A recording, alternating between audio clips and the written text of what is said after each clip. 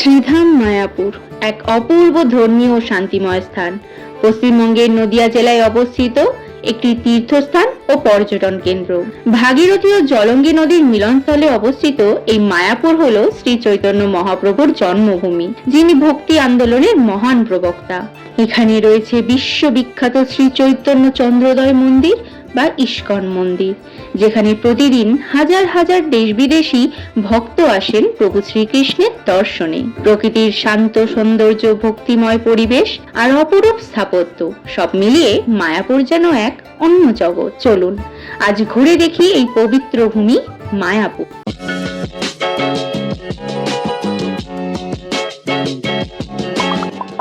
Welcome to blog Bangla easy channel guys. তো কেমন আছো তোমরা সবাই?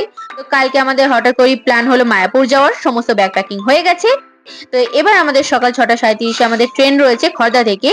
তো আমরা খড়দা স্টেশনে যাব এবং সেখান থেকে ট্রেন ধরে আমরা যাব কৃষ্ণনগরে, এবং কৃষ্ণনগর থেকে তারপরে টোটো ধরে আমরা চলে যাব হুলোর ঘাট, এবং তারপরে ঘাট পার হলেই আমাদের মায়াপুর। তোমরা যদি চাও তাহলে শিয়ালদা থেকে কৃষ্ণনগরে যেতে পারো, সেটা ট্রেনের টাইমটা আমি স্ক্রিনে দিয়ে দেবো। এছাড়াও তোমরা চাইলে হাওড়া থেকে কাটোয়া লোকাল ধরে যেতে পারো নবদ্বীপ, নবদ্বীপ থেকে তোমরা চলে যেতে পারো শ্রীধাম মায়াপুর।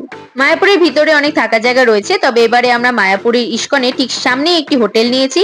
তো সেখানে কিরকম রেট, কোন হোটেলে থাকছি, সমস্ত কিছু এই ভিডিওতে থাকবে। তো ভিডিওটা শেষ অবধি অবশ্যই দেখবে। কোথায় কোথায় ঘুরলাম সমস্ত কিছুই থাকবে, তবে ভিডিওটা কিন্তু দুটো পার্টে আসতে চলেছে।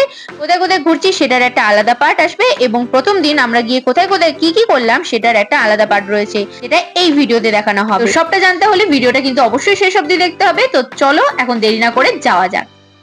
ঘাট থেকে 3 টাকা করে টিকিট কেটে জলঙ্গি নদী পার হয়ে পৌঁছে গেলাম মায়াপুর। এরপর ঘাট পার হয়ে 10 টাকা ভাড়া দিয়ে টোটো করে চলে গেলাম হোটেলে। আমরা যে হোটেলে উঠেছিলাম তার নাম জাহ্নবী তীর্থ হোটেল।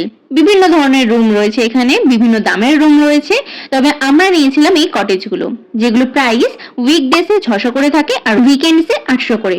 তবে প্রাইসের হেরফের কিন্তু চলতেই থাকে, বুক করার সময় দেখে নেবেন। তোমাদেরকে একটু বলে রাখি যে মায়াপুরের ঠিক নদীর ওই পাড়টা আমার মামার বাড়ি, আর ঠিক এই পাড়টাতে হচ্ছে নদীর এপারে হচ্ছে মায়াপুর। তো মোটামুটি প্রায় আমরা আসি, বাট কখনো ওই হোটেলে থেকে যে ঘুরবো এই জিনিসটা কখনো ছিল না, কারণ যেহেতু ডাইরেক্ট চলে আসছি। এবারে যেহেতু অন্যান্য অনেক ফ্যামিলি এসছে, আমার বন্ধুর ফ্যামিলি এসছে এবং আমার একটি দিদির ফ্যামিলি এসছে, তো সেই হিসাবে ওরা প্ল্যান করেছিল যে এখানেই থাকবে।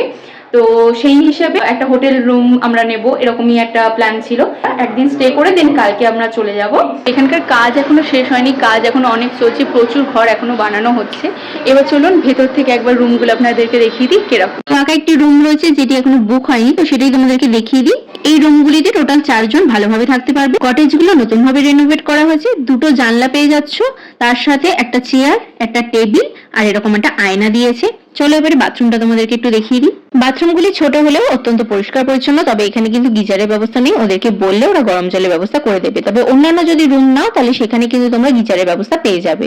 যতক্ষণে বাবারা ভূপ্রসাদের জন্য কুপন কেটে আসছে, চলো তোমাদেরকে কিছু ইন্টারেস্টিং জিনিস দেখাই। এই যে এদের কথাই বলছিলাম, তবে শুধু খরগোশ নয়, এখানে আসলে কিন্তু পাখিদের সাথে তোমরা সময় কাটাতে পারবে। এরকম একটা দারুণ শান্ত স্নিগ্ধ মনোরম পরিবেশে হোটেল নিয়ে আমরা তো সবাই খুব খুশি, আর তারই সাথে এরকম গাছের নিচে বসে সন্ধ্যেবেলার আড্ডাটা কিন্তু দারুণ জমবে।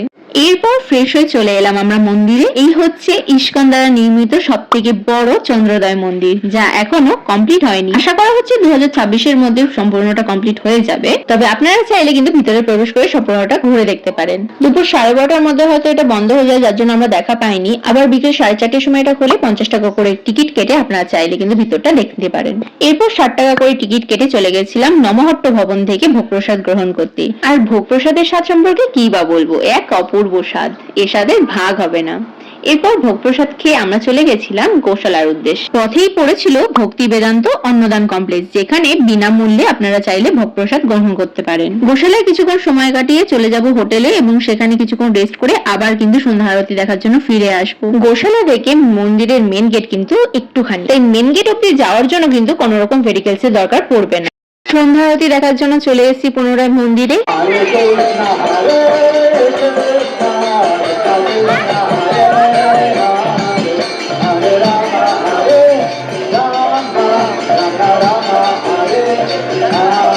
মন্দিরের ভেতরে কিন্তু মোবাইল অ্যালাউ নেই, তাই সন্ধ্যা আরতি দেখে বাইরে ফিরে তারপর তোমাদের সাথে আবার কথা হচ্ছে। মার্কেটটা ঘুরে খাওয়া দাওয়া নিয়ে একেবারে চলে এসেছি হোটেলে। রাতে ডিনারের জন্য নিয়েছি রুটি আর তার সাথে চিলি পনির, 10 পিস 180 টাকা করে। তো জায়গায় চিলি পনির খেয়েছি, কিন্তু এখানে কিন্তু আমার সেরা লেগেছে। তোমরা কিন্তু আসলে অবশ্যই একবার ট্রাই করে দেখো। তার সাথে নিয়েছিলাম 15 টাকার এরকম সাইজের লেডি গেনি। উফ, এত নরম, দারুণ লেগেছিল খেতে। এটাও কিন্তু মাস্ট ট্রাই। প্রথম দিনটা আমাদের এভাবেই কাটলো, খুব ভালো লেগেছে এখানে এসে। মায়াপুরের প্রধান প্রধান দর্শনীয় স্থান সম্পর্কিত সম্পূর্ণ তথ্য থাকছে পরবর্তী ভিডিওতে। সেটা জানতে গেলে অবশ্যই চ্যানেলটি সাবস্ক্রাইব করে পাশে থাকবেন এবং পাশে থাকা বেল আইকনটি প্রেস করে দেবেন যাতে নোটিফিকেশন আপনাদের কাছে পৌঁছে যায়। দেখা হচ্ছে পরবর্তী ভিডিওতে। সবাই ভালো থাকবেন। রাধে রাধে।